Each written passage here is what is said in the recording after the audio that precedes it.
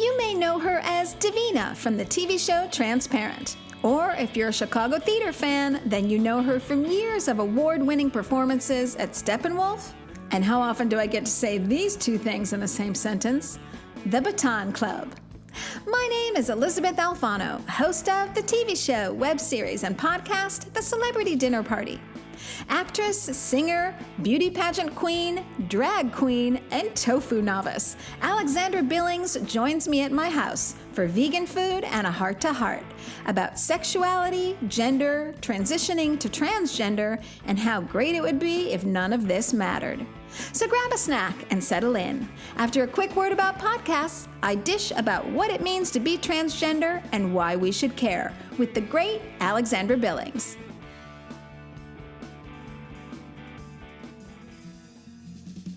Don't forget to subscribe to this podcast, The Celebrity Dinner Party, with me, Elizabeth Alfano, on iTunes.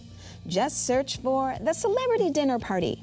Or, if SoundCloud is your thing, you can find me there too by searching for The Celebrity Dinner Party. Subscribe and you'll never have to hunt for engaging and inspiring interviews again. They'll just land on your computer or your iPhone every time a new podcast comes out. So subscribe now to The Celebrity Dinner Party with me, Elizabeth Alfano, because the best conversations really do happen over dinner.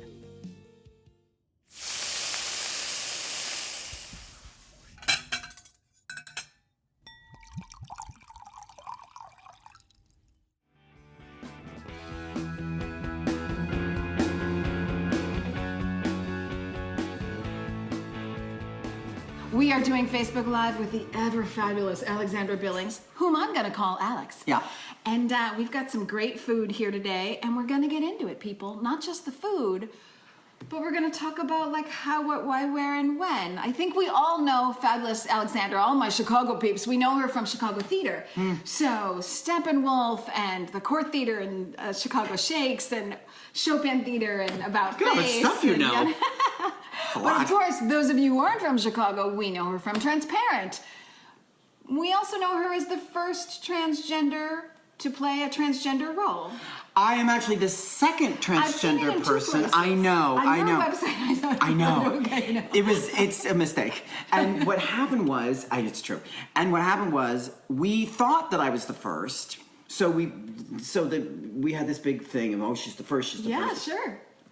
And then one day, the first transgender woman to ever play a transgender person on television said no. Called and said, "Don't you take my spot." Thank you. Yeah. Okay. And we all went, oh, and now I don't remember who it was. Oh. I'm a terrible human being. But she was it was a science fiction show.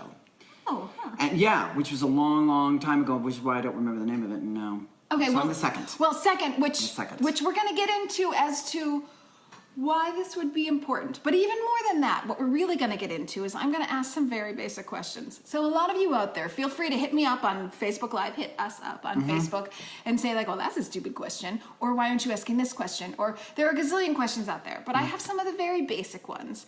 And I'm just curious and I want to know. So hopefully you will share with me in this journey about finding out really what transgender is, and what that means, beyond the definition, what that really means, and why that is something we all want to know about. Okay, so that's Alexandra's world, and she's going to take me into that. But I'm taking Alexandra into my world just a little bit, and that is the world of being vegan. So today, we're eating vegan things. I did not know that.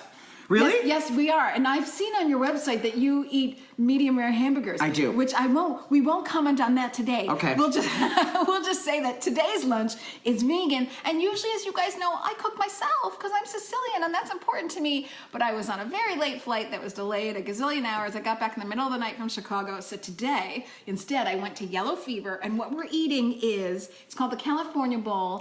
And it's sauteed in spices, tofu with some pickled mushrooms and avocado and carrots and salad in a nice spicy sauce, and hopefully it works for you. I'm going to say something to you. Yes. I have never in my life had tofu.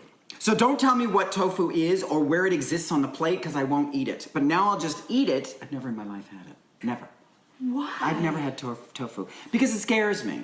Tofu scares you? It frightens me. I don't. What is it? The consistency that frightens I don't you? know. It just feels weird. It feels like concept? I feel like I'm eating shoes. I don't know. Oh, no. You will see in my lunch today. You will not be having shoes. I'm not going to be having shoes? No, you are not having shoes. Well, you're going to see. Okay. You're going to see. So I'm going to let you discover at your own pace. I'm just going to eat it. But people, we eat here, so we're going to chomp and all the rest, and we're getting into it. Yeah. I'm going to... So while she is dressing her bowl/salad, I'm going to ask Alex, when did you know that you were meant to be a girl? And I'm already screwing it up. I can see that. I'm already asking the wrong questions in the wrong way. The first question, you're like, I said it wrong. Oh, no. It's not, everything's fine. Okay. Everything's fine. Okay. Like I said, my fuse is pretty long, so it takes a lot to like upset and insult me. Okay. I'm actually more nervous about the eating of the tofu than I am about anything. As we all open our worlds today. Yes, people. This is a whole thing for me. Here's what I'm going to say. If I asked you, first of all, I don't consider myself a girl. I consider myself transgender, a transgender female. You and I are different kinds of females. Okay. I am a transgender female. You are a cisgender female. Yes. Right? And we know what that word means, right? Cisgender, I'm just basics here. Do it. Cisgender meaning my gender and my genitalia match. Is that right? Oh, Jesus. Kind of. Thanks. Cis means everything's going great. Okay. Cis means that cis is a Greek word, loosely translated meaning same. So cisgender means you are the same gender that you were when you were born. You did not transition to another gender. Okay, so that's easy. We got that. Yeah. So cis is same. Cis is same. Same, okay. Right. And so you identify with, see yourself as? A transgender female, that I have always transcended the gender I was assigned at birth, that has always been true.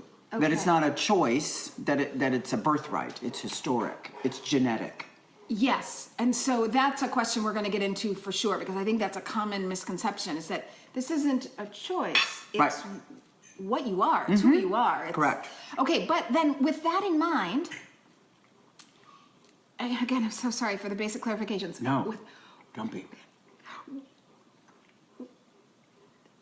What exactly were you meant to be? Transgender? Mm-hmm. I believe that. Okay, so you don't believe that you were meant to be a girl and it didn't happen, therefore you've transcended? No, I do not believe that. Okay, you believe that you were meant to be someone who started as one sex and moved to a different sex? I believe I was born transgender. I believe that I was born with these two, with a fluid sense of what gender is, with a fluid sense of male and female. I love that. All of us are on a scale. A spectrum. I totally agree with you. I totally agree. There's no 1 and there's no 10.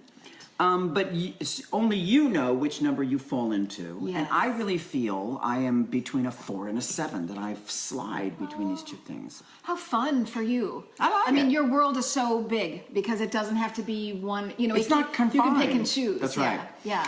But I loved your question, because it's a very common question about when did you know? Mm-hmm. So I wanted to clarify that it is historic and it is genetic. And also I wanted to say, when people ask me that question, I always say, ask yourself the same question. If you ask yourself, when did I know I was male or female? It's usually not a question. You just always knew. Yes, you always knew. Right. Yes. It's something you always sort of knew. No, you didn't have, maybe had questions about your sexuality. I was just going to say, right. Who do I find attractive? Right. Who do I want to ask me to the prom? Yes. Who do I want to fall in love with? Those are questions. Who draws my attention? Exactly. Yes. Yeah. But very rarely did you ask yourself, well, gee, am I a boy or am I a girl? So the same was true for me. I always knew that I fit in the middle. I knew I wasn't my mother. And I knew I wasn't my father. You know, little boys usually go, oh, daddy. And little girls usually go, oh, mommy. That's usually what happens. And I liked both. I sort of went, I like that, but I don't like those things. And I like that, but I don't like those things. So my next question for you with that in mind is, so you were able to process this very early on? Well, or did it take a long time to really... It took a long time to process. Okay. I just knew it. And was it hard? Really hard. It was really hard. I went through years of shame and about it, but you know, this is really good, by the way. Good! Oh, no shoes here. This is really good, by the way. I just want to make sure I'm not eating, tree bark. but it's very good. Not today, people. It's really, really good. I didn't really know that I was doing something wrong until people told me. Pointed it out, right? You know? Yes. I remember the first time I was dressing in my mother's clothes in her magical closet. She came and she caught me, and she said very specifically, "Don't ever do that outside." Interesting. So that was the first voice that I remember hearing. Like, it's okay, you can do it in here. So she's giving you boundaries and permission at the same time. Weird. So she must have known as well that you needed this outlet, or this was you. I think that's But right. that's so hard, and that's one of the things I wanted to talk about today, which is why I think this is a conversation for all of us, is that you may or may not be transgender, or you may have all these questions answered, and whatever your gig is, really no one cares. It's your gig. I don't think anybody cares about my gig. I think quite shortly we're no longer going to care about Alexandra's gig. I Boy, mean, I that'd think be great. Yeah, I think we're all going to get to that point where it really just doesn't really matter. But I think something that we all can identify with is that it's very painful to be inauthentic about who you are. And maybe you've been at a job and you had to go with what your boss said because that's what your boss said, and then you had to live with that. And that's hard when you have to go against your core self for any kind of prolonged period of time. And that's really the conversation that I think is interesting here, is how can we all preserve our authentic selves? And I love what you just said. That's for you, but also for everybody else. I think it's important because I think that we can disassociate other people's experiences simply because of the facts of their life. Right. I agree with that. They've gone through these things, so that has nothing to do with me. And I really believe that all of us were born with a divine sense of self, something that's very pure, and something that comes from something that isn't worldly and that isn't us. And that's very particular, Very. special, Yeah. very only one of a kind I think piece of that's right. sand kind of thing. And I think we cannot, it is irresponsible for us to ignore our true self. That it's not just a gift, it is a responsibility. I agree with that. And then you're throwing away the gift that really only you have. That's right. So it's a way of honoring all of us. When we let everyone else do their own thing, you're giving permission to yourself to do your own thing, as only you can. And therein is I think the joy. that's right. And then also, we're more of service to each other. Right. We're kinder to each other. Yes. We're more compassionate. I mean, look at the world. Look at this human that's running the country. We have a human being, bless his heart. We have a human being who is so misguided in his own self-hatred and self-loathing that he cannot see the light for the trees. So he's constantly lost. Yes. He's in terrible need of guidance and help. And he is a shining example of how not to behave. Yes, day in and day out. Constantly. Yes, yes. And so I think, the great gift of him, and I have to say this, I've said this a lot, the great gift of him is that he constantly teaches us how precious freedom really is. That's a great, because I rarely say, "Oh, I'm so blessed to have him as my president." That I think never really comes out of my mouth. But that's an interesting perspective. Well, it's true, because if we don't see, and we see our own selves, our own narcissistic behavior, our own jealousies and envies and attachment to worldly and how that makes us possessions. react. Yes, Yeah. we see that reflected in him. And I think that the great thing is that we can look at him and say, "Oh, that's not how I want to be. I don't want to be like that guy." Yeah, I don't think anybody does. I hope not. I think he's just not well. I think he's I mentally would agree with not you. well. I think you're right. He's also spiritually not well. Yes, no, because we're talking about the whole. our authentic selves. I don't think that he understands what that means. I agree. And therein is a very painful life. And so we perhaps can't help him with that. But we're here to sort of open that dialogue for the rest of us. So let me ask you a couple other basic questions, and maybe other people have asked you this already. So it's one thing to feel, okay, I'm transgender. Maybe it's not. I don't know. We'll see. We'll see what you say. It's another thing to say, I'm moving forward with an operation. You're talking about surgery. Yes. So that's got to be an enormous leap, because we just said there's a scale of sexuality and a scale of gender roles. So what made you feel that I'm going to take it to the other side? Well, that's an interesting question. And it's often asked of our community, especially about surgical procedures, because they are permanent, they're irreversible. I guess I would say that for me, any body enhancement I've had done is really no different than anyone saying, you know, my leg is broken, I need to fix it in order for me to walk. Okay, so it is so core to who you are that there was this sense of broken. It's about body image, I think. It's about ego. Yes. It certainly is about ego. And where you feel solid. Right. And good, yeah. I mean, but then we're back to Botox, we're back to nose jobs, we're back to, you know, people having things done just because they want to present to the world in a certain way. I have done so many a diet. See? The grapefruit diet, the egg diet. Yeah. I only ate, I was 12, but yeah, my poor mom. Okay, I'm You sorry. ate eggs when you were 12? Well, and that's all I ate. That's not good. I did.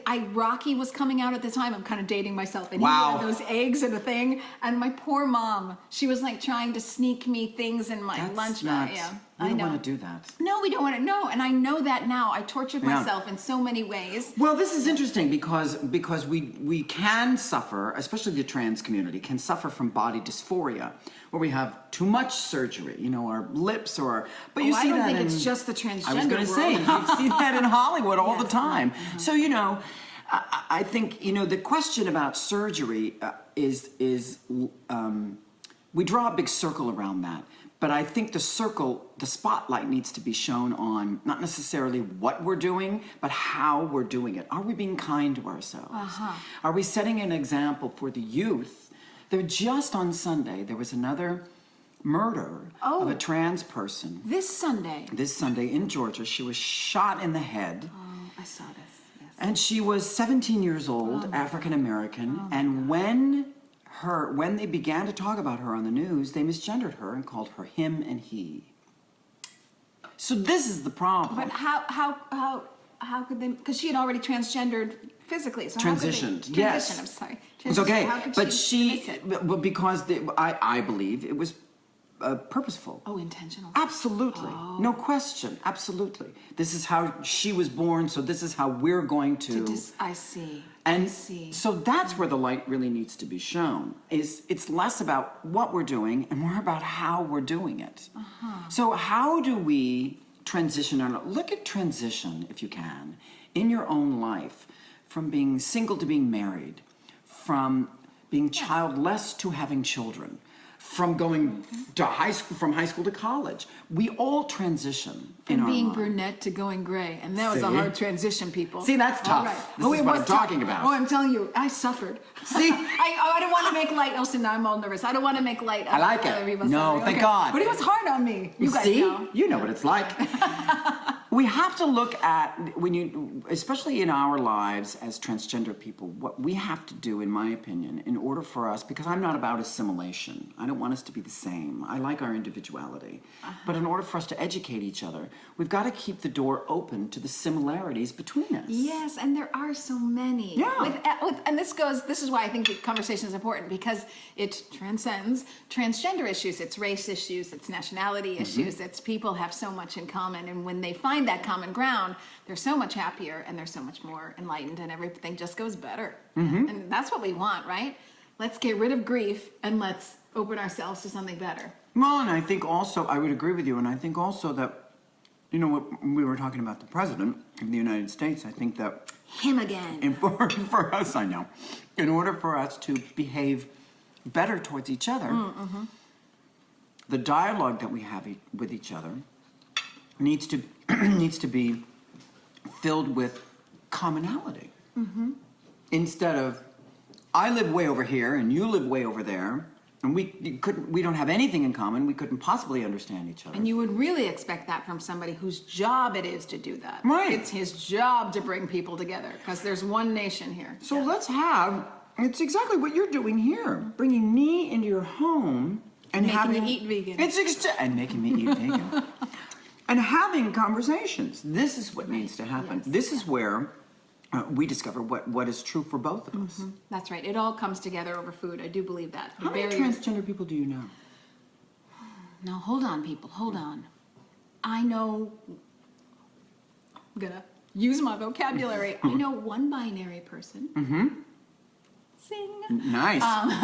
Binary. I mean, that's a Nice new one work. for me. You're doing really well. Binary means, now I'm going to butcher it, show you how I only think I know what I'm talking about. No, I like it. Binary means they don't really identify with either sex. So, and then I know so many gay and lesbian people.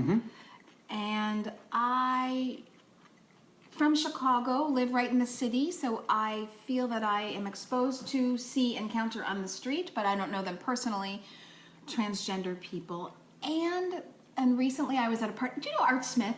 Chef Yes. Art Smith. Of course you know Chef Art Smith. Okay, so I was at a party with him, and there were a lot of cross-dressing, so I don't know if the operations were had or not, but they were. Well, transgenderism, again, doesn't directly relate to surgical procedures. Oh, it doesn't? No. You can be transgender without actually having changed things. Absolutely. Okay.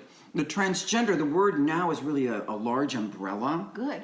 That sort of encompasses, sometimes gender fluid call themselves transgender. Oh. People, gender fluid Oh. people, or people who live on the binary, or people who define themselves as gender queer. They will also put themselves under the transgender umbrella.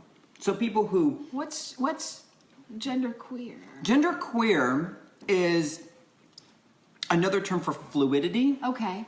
Where you, it's not a costume, but sometimes you experience life through a male perspective, and sometimes you experience life through a female perspective, and sometimes you experience yourself through both of these perspectives. So what I come to realize with all of this is that the world is such a colorful place, and so I mean every shade of blue out there, every shade of pink out there is in every one of us. So there are just so many shades of what's possible. Here I thought I was so normal or average or typical, and in fact I'm not really sure I am.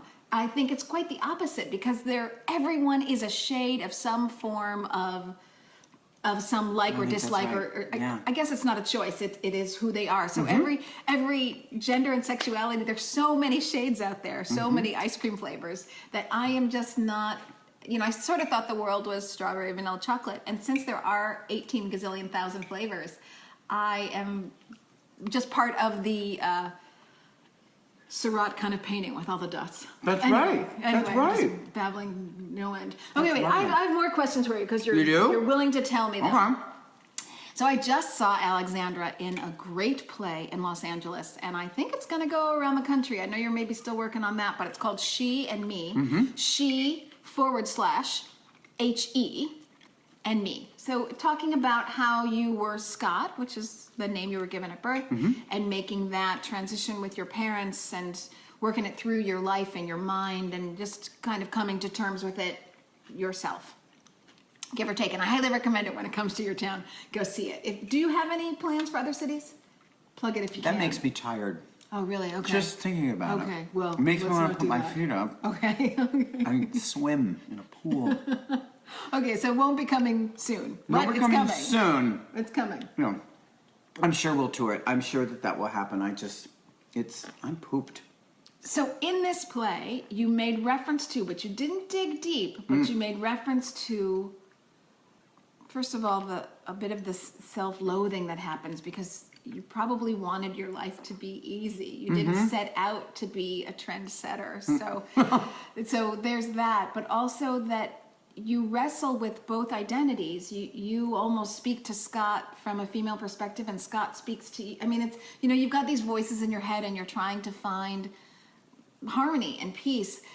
And there's one point where you said you had transitioned.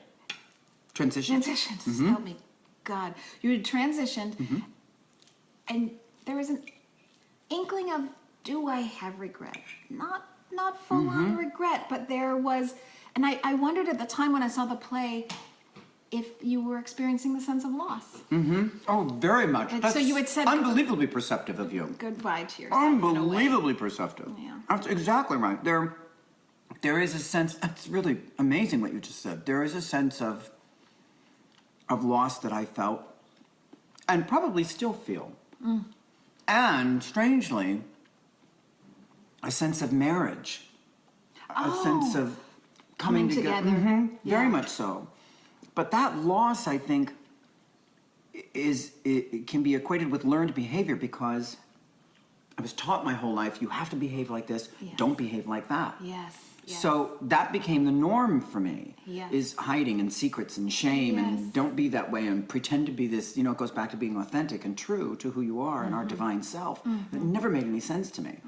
And then once I let that go, that, if you will, male sense of who I was, there was a sense of, oh my God, I missed that. Sure. It's what you know. Yeah. You've been around your whole life. It's really interesting. So what about that? Yes, right. Did the doctors talk to you about this at all? Because I would imagine this is common for everybody, that they would feel this sense of loss. So is there that reconciling with that? Yeah, and when I transitioned, it was 1980. So we didn't have a whole lot of support. No. God, yeah. Not Even really. what I learned by research, I'm sorry to cut you off, by researching for Alexandra, I realized that you didn't even have a lot of support in the lesbian gay community. Am I getting that right? There's a lot, especially, 30, 40 years ago. Surprising. Yeah, it is surprising. There was a lot of, I don't know, ownership, I think. Like, you belong to us. You're in our tribe. Where are you going? Like, what's happening? Yes. So I think there was that. Oh, I see. And misunderstanding. Whether you're LGBT or not, we're still men and women and people of transgender experience, and so we have a very specific idea of gender. So it's still confusing. It's still Even confusing. if you're gay or you're lesbian, it's still confusing. So I think there was that too. People were just confused. It didn't make any sense. It didn't make any sense to me. I still don't get it. I'll be honest with you. I still don't get it. People, if you really... Oh, I feel better now. Well, it's in my show because my parents both ask me why. In the show, they just sort of stand there and they go, why? And I say, I don't know. Because I don't. I really don't know. You were just born this way. It's the only... I got nothing. Yeah. So I think that's a large part of it, is the mysteriousness of it. I just keep going back to our common experiences, that you were born in this gender. It was true for you. It's always been true for you. It's never been a question. The same is true for me. Yes, right. And yes, you are. That's the only explanation I can think of. Does theater help you get through this? Oh my God, yes. Because I think of, and I wonder if this is a common fallacy. Oh my God, yes. When I think of transgender folks, I think of a lot of, and I think this is a fallacy. It's a stereotype, I'm guessing, but I think of flamboyant folks. Do you? I do, because I always see them in theater. But then I think, what about the poor accountant who doesn't have the theater community or that skill set to put on the good face and move forward, to be vocal enough, but he or she is, at the car wash or a sports figure, or they don't have theater to help them get through. Well, it's interesting. It's fascinating what you're talking about, because statistically, when we transition, we want to disappear. We want to lie about our pasts and marry and have kids and move to Start Iowa. again, like start clean all slate, over. like it didn't happen. No, that's painful too. Oh my God, can you Yeah, imagine? no wonder all you of the feel stuff that lost. happened, Yes. none of the stuff that happened Yes. to me. None of it happened to me. Oh. So a lot of us go underground. We live in what we call stealth. So we live a lie. So that's the painful part. The ones that we who are in the entertainment world, I think, for me, I did it because I didn't know how to do anything else. I have no skills, by the way. I have no skills. Not true. None. She can sing. And it's not really a skill, and I don't do it, But the people I think that are in the entertainment world, we're doing that for ourselves to be seen in a very large, big, open way, and that's not true of a lot of our community. So Well, that's why I say I think it's a misconception. I think you're right. Maybe just mine, but No, I think it's true for most of us. People think transgender people, and they think RuPaul. they do, right? You know, who's great. Who is great. But in most TV shows or films, it's always, Yeah. hey, Very honey, flamboyant, hey, very, yes, hey, very like, much so. over the top and flippant, but I think for a lot of people, of course, that's not the case, and they're just secretary trying to get through the day. The problem is that the living the lie. Yes, right. And that's why it's important for us to have these conversations, so that not only people who do not identify transgender, but actual transgender people can see this kind of thing. The youth in middle America can be watching online their Facebook and go, oh, well, look at her. Well, I'll tell you a story. I'll tell you something that happened to me. I was about 16 years old, and I really thought that my family and the world would be much better without me. Oh, horrible feeling. Because I was too complicated. What I was too complicated. It didn't make any sense to anybody. So I went into my mother's medicine cabinet. I got a handful of pills. This was on a Friday at 3 o'clock in the afternoon. This will make sense in a minute. And I went into my room and I closed the door and I sat at the edge of the bed with my handful of pills. And I turned on the TV. And because it was Friday, 3 o'clock, back in 1970 something, a guy named Phil Donahue was on. Whom I love, still to this day. Great guy. Phil Donahue, for those of you who don't know, was Oprah before Oprah was Oprah. He is what allowed Oprah to be Oprah, I would say. Correct. Even like He paved was the way. the guy. Yeah, he was the guy. In Chicago. In Chicago. So I'm sitting at the edge of my bed, I'm holding on to these pills, and I'm watching Phil Donahue. And Phil has on these 3 hilarious, intelligent, witty, beautiful women who I actually thought were strippers. Because they had, wigs and a lot of, lashes, and they were very sparkly. And I thought, these are really fabulous strippers. Look at these fabulous strippers. And he's interviewing them, and as he's interviewing them, we come to find out that these 3 women were actually born 3 men. Oh, and they had transitioned. They had transitioned.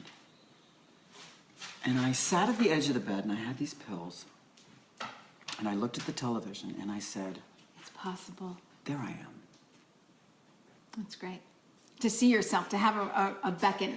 Exactly. Beacon of light. This is my point. You personally create a portal when you have someone like me come on to the World Wide Web, and we're able to speak about this subject, because who knows who's sitting at home on the edge of their bed with a handful of pills and is able to say, she's interviewing, look at Elizabeth is interviewing Alex, and everything's fine. Fine, right.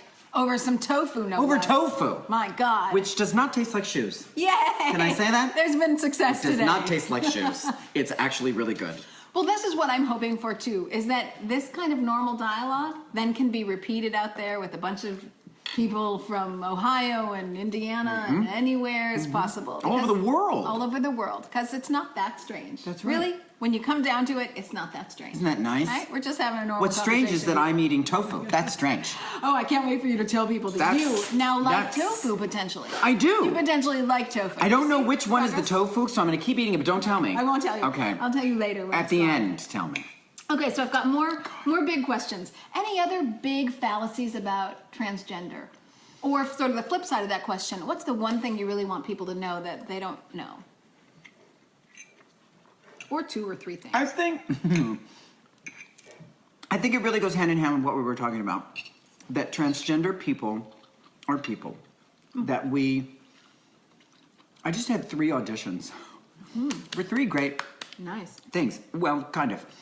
And all 3 of them were either prostitutes, drug addicts, Right, okay. or drug dealers. Right, okay, so the stereotypes of what you might think of life on the fringe. But it's not life on the fringe so much anymore. That's not.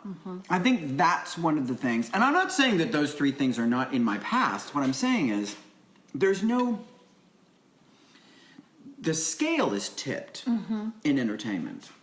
we are represented in a very particular way. Yes, right. And here's the problem with that. If you do that, and you continue to see us in a very particular way, the men, and I'm talking about transgender females who date men, the men who date us fetishize us, or they disassociate us with any kind of humanity, because all they know is that we're prostitutes, drug addicts, and drug dealers. Yeah, because that's all they see. Right, yes. So then it's easier to kill us. Oh, God, right. I see what you're saying. Oh, my God. That's the danger.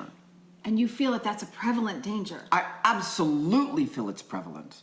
And I feel like my job is to walk into these rooms with these Hollywood people holding this script and saying, you know what, this is a great script. It's really good. It's a wonderful story. Now your trans character, right, who's a drug dealer and a drug addict, we can probably make that not true. Right. Either just make it a cis character, right, or take out what they do, because remember, it's not what we do, it's how we do it. So that's how we continue to keep the dialogue open. So that's one thing I'd like to say. The world needs to change. Does Hollywood perpetuate this? Or? Yeah, absolutely. Oh, they do? Oh, absolutely. Oh, no see. Question. No question. But do they do this for prostitutes as well as transgender? I think that it goes hand in hand. I think it's part of what you were saying, that when I think of trans people, I think of very flamboyant, very over the top lives. So those are the roles. So I think that Hollywood still thinks the same thing, that we are, that's who we are, like, all the time.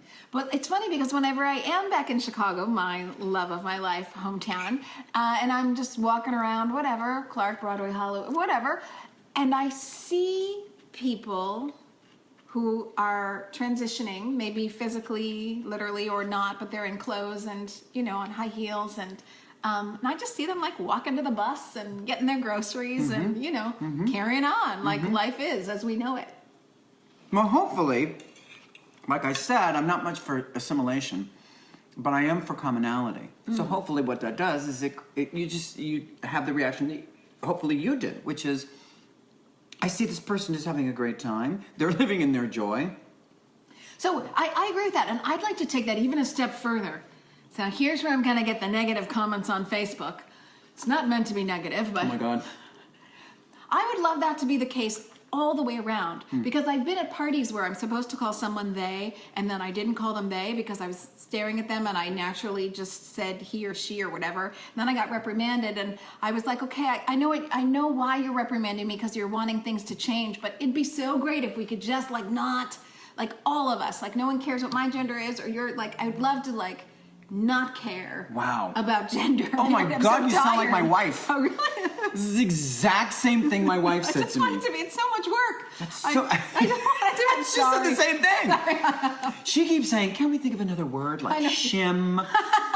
Or, yeah, that's interesting. It's so confusing and hard. I actually don't have a problem with it, but I am starting, because of my wife, I am starting to understand that the idea of constantly having to talk about gender is not only tiresome, but it's also, it tends to get confusing. Can't we come to some kind of middle ground? So I am. And then move on, because we do have like world wars and this president thing, and we've got like, you know, and that's not to say it's not an important subject, but it's just life. Like, we all go to the bathroom. Do we need to talk about how we go to the bathroom? We do, and Boy, it's I'm over. with you. Like, you know what I mean? Like, these are parts of life. I'm so tired of talking about the bathroom. I'm so tired of... So enough, people.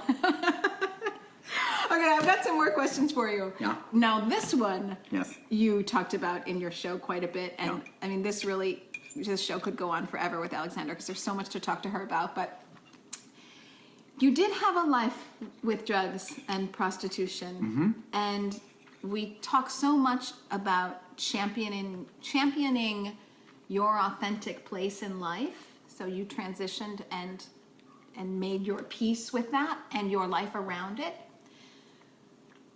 But equally, if not more hard, I would think it would be to pull yourself out of the depths and despair. And I know that many people out there are feeling the depths of despair, anywhere from the job you hate that is like lifting heavy furniture every day, or maybe the job you love but the marriage life is hard, life is tricky, life is full of a bag of tricks. So if you have any words that you could share with other people about what it took to pull yourself out of that. Boy, that's a great question. I think I was able to come to a point in my life where I just felt like I wasn't able to look at myself with any kind of respect. And I started to try, to the best of my ability, to live outside of my own selfishness. I wanted to do something for people besides me. A lot of what we do is out of desperation and necessity, because those things that I did were necessary at the time in order for me to survive. But I don't think they would have been had I been instilled a sense of self and being at a very young age. That this new trans generation is. You're beautiful, you're kind, you're compassionate. Your gender is, we love it, we embrace it, and we honor it. Those words were never said to me. So you're talking about millennials now and how they approach sexuality and gender. And for me, because that wasn't in me from the beginning, I had to find that. I had to search for that. Yeah. And once I did, and once I found it, I never let go. I held on as quickly and tightly as I possibly could. Okay, so this is the point that I'm so glad you said that, because I asked that question but had no idea what you were going to say. But I think this is another point that I'd love to get through in this conversation, and that is, we keep talking about relationships that other people are having, or the sex that other people are having, or the kind of sex that other people are having. The relationship we really need to focus on is the relationship with ourselves. And that's the relationship, because you're talking about the relationship you had with yourself, and you were disconnected from yourself, and you found yourself in a boatload of trouble. As soon as you connected to yourself, I'm making it sound simple, it's clearly not, but you were able to make that connection, you pulled yourself out, or found a reason to pull yourself out. Because I think once you do that, our job, our responsibility on the planet, in order to keep humanity going, we live on a planet that sits in the middle of nothing, in the middle of stardust that we're being hurled around. It's pretty flippin' amazing. It's unbelievable when you think about the fact of not only where we came from, but where we're going. Nobody knows, nobody's in charge, with the exception, I believe, of the divine. We hang on an spin on an axis of history and hope. Our job is to keep humanity moving. The only way that we can do that, in my opinion, is if we treat each other well, hold each other dear, and honor each other with consistency and compassion. So we have to get outside of our own selves and live in service. Oh, that's wonderful. To live in service, yes.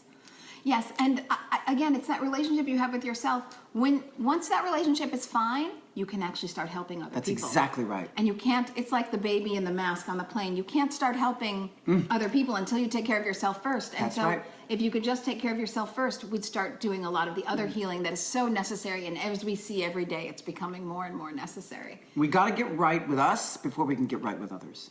Yes, and in the long haul, I sort of say in a dire way, I don't think we're going to last if we don't. I agree. I think we're really getting in our own way. There's a limit to just how much stupidity can be out there before we start to just demolish what we have. I agree. From the planet to ourselves, to our family structure, to our health.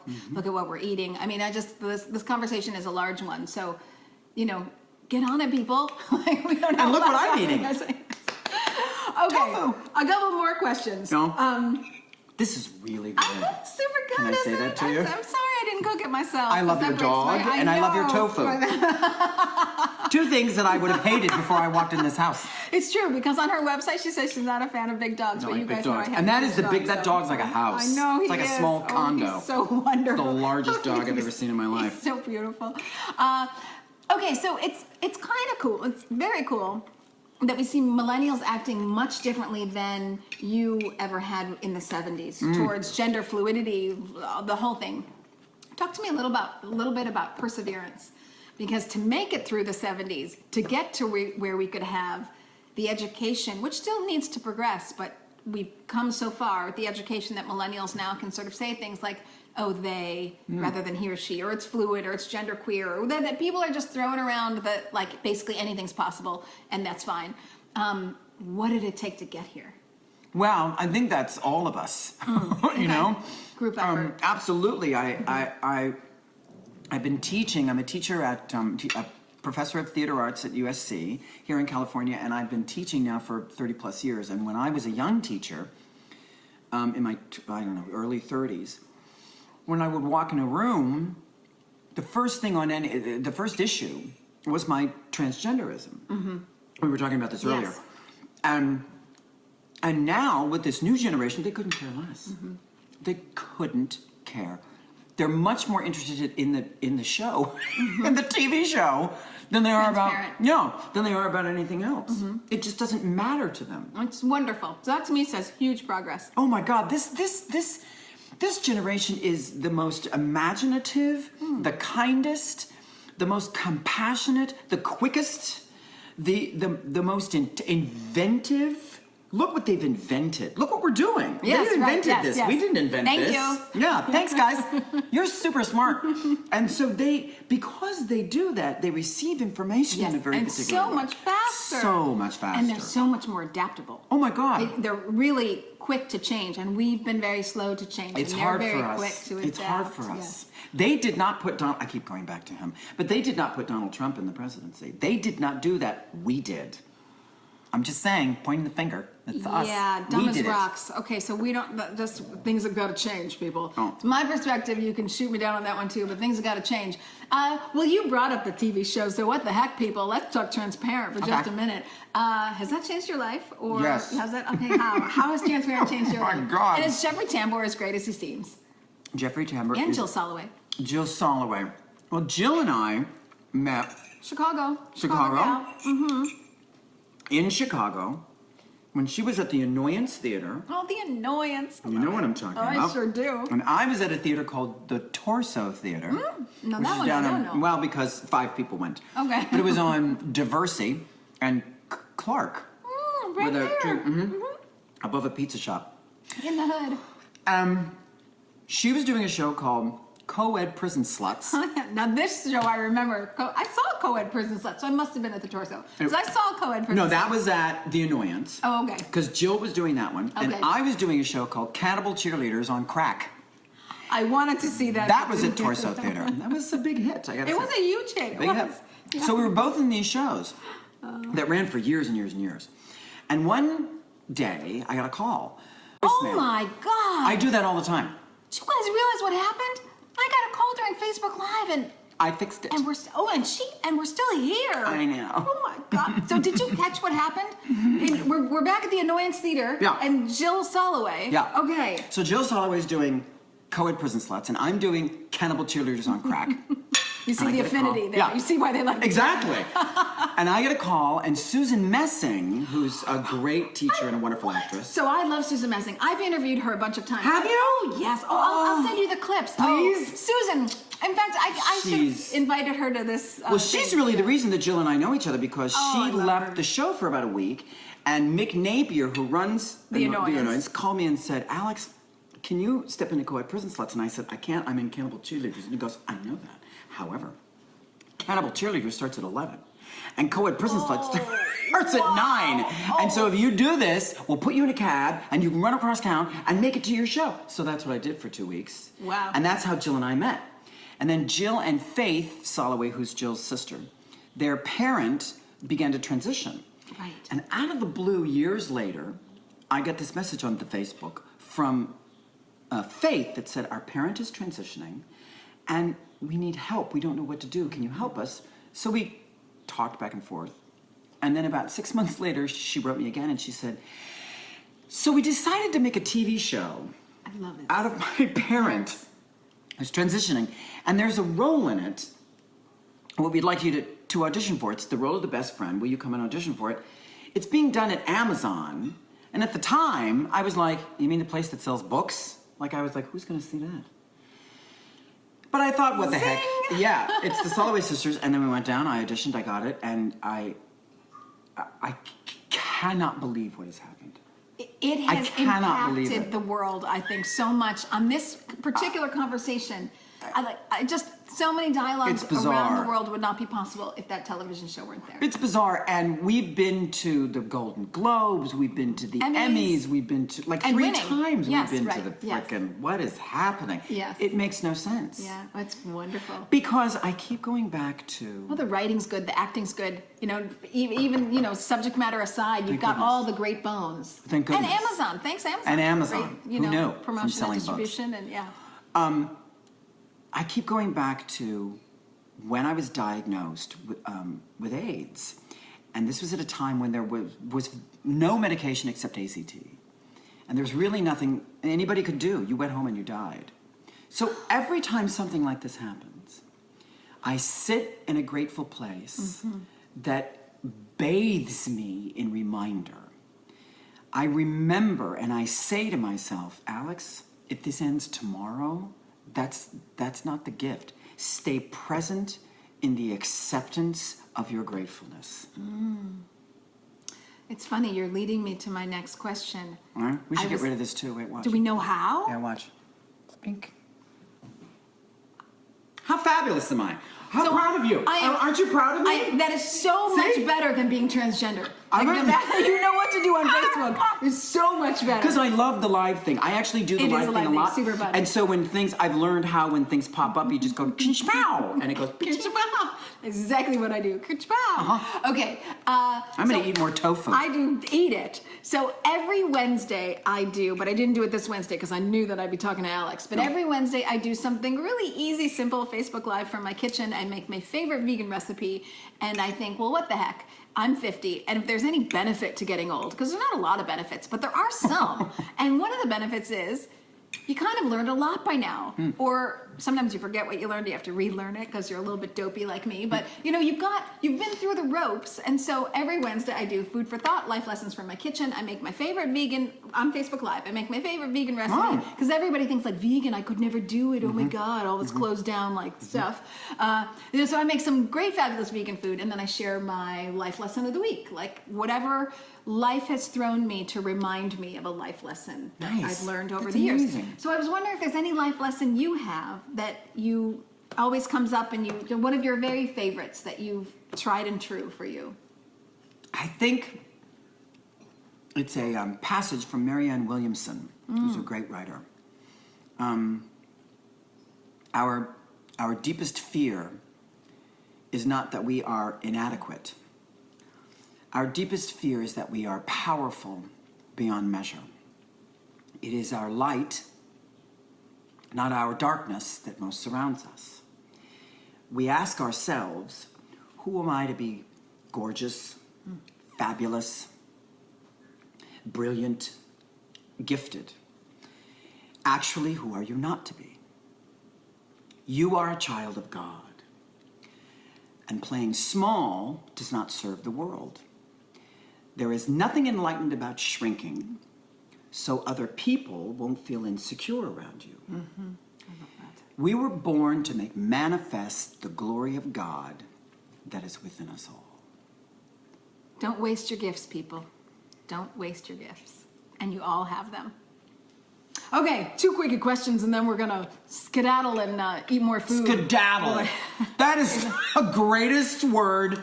Am I also Skedaddle. dating myself? That's amazing. I've never heard anyone actually. You have? No. That was beautiful. How do you spell skedaddle? 2 E's? S-K-E-E? Double D. Skedaddle? Double D? S-C-A. S-C-A? What? That's ska. Oh, ska-daddle. Ska-daddle? I was there with ski-daddle. I don't know. Somebody in the universe Write there, us. tell us. Yeah, Tell you us. guys research it out. Skedaddle. So 2 quick questions before we Beautiful. let you go, my dear. It's so fun to have her in My house. darling. It's so yummy. Favorite snacks? You're on set. You're on Transparent. What do you go to? What's your favorite snack? And it can be junk food or it can be good for you. Oh, it's all I Either eat is junk food. Woohoo. This is the first healthy thing I've had since I was 10. My wife's gonna kill me. My go-to is tea. This is gonna kill Oh, you. black tea? Black tea Okay. with 17 sugars. Oh, good. That sounds horrible. It's fantastic. Why would you do that? Try Okay, it. okay. White sugar, brown It's sugar. why I white honey. sugar. Okay. It's why I have 3 teeth left, but I'm saying I feel great. Shoot it into your veins. That's Why what are I you even intend to bothering do soon. drink it? I'm going to do that. My very last question for you. So you are in something called the Celebrity Dinner Party. If you could throw a dinner party, who would you have? Who do you want to sit down with? Alive or dead? Either is good. Oh. Dreamy. Well, the first one that came to my head was Liza. Oh yeah. Oh yes. I want to talk to Liza. I can see that. I just want to sit and talk to her for a little while. Yes. See how she's doing. Yes, for me, she was a troubled soul, and so I would like to be able to give some warmth and kindness to her. Yeah. She struck me as I want to sit her down and fix her something really good to eat. Mm-hmm. And then I want to sit her down and talk about how miraculous she is as an entertainer and how much she changed my life. let her know how much she impacted you. Yes. Were you see, Liza, I think is a little bit before my time. Is that right? Well, I'm 50. I don't know. I knew of her as a kid, but I didn't see her perform or no. Oh, that's shocking to me. Oh. I'm going to send you some videos. Oh, okay. You'll lose your mind. Oh, really? Oh. Everybody says this. Okay. When she was in her heyday. Oh, yeah. I mean, remember who she came from. Yes, right, of course. Yeah, Judy Garland. Yeah. Please. So you can't, I mean, how do you? An Italian director father, right? Vincent Minnelli. Vincent Minnelli. Right, Minnelli, of course, yes. Super sexy and super great. Yeah, I need to send you some stuff. Okay, send me some stuff. I will send you some vegan recipes. See? I want to, Everybody wins. What we're doing here today. So good. I want to thank everybody for joining us on Facebook Live. This is going to post again, so be sure to share it and all that kind of stuff. If you sent us questions and comments, we love you, and we're going to get back to you right when we finish our tofu. And this is going to go up. So it'll go to my e-blast list and all the social media stuff. It'll also go to YouTube. So for YouTube people who are watching this whenever this goes up, be sure to subscribe and stick with me and all that stuff. And I love you, everybody. Thank you for being here with me. And don't forget to be vegan. Don't forget to be That's vegan. how I like to end my things. Don't Really forget to be vegan. Yeah. And Alex, thank you for being with me. You're welcome. Thank Thank you you, for being Elizabeth. here. Thank This you. is super This fun. has been lovely. Super fun. Really good for us. Hope we all learned stuff today, people. Bye, pups. Peeps. Oh, gosh. Popes and peeps. Popes and help. I hope this post.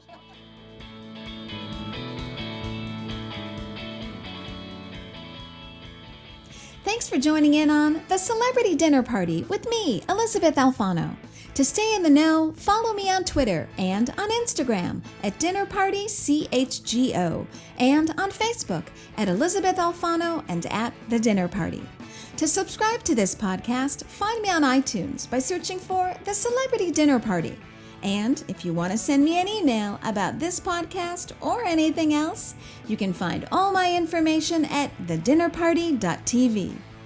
The editor of The Celebrity Dinner Party is Andrew Jensen, and the music is by the Websters and Ship Captain Crew.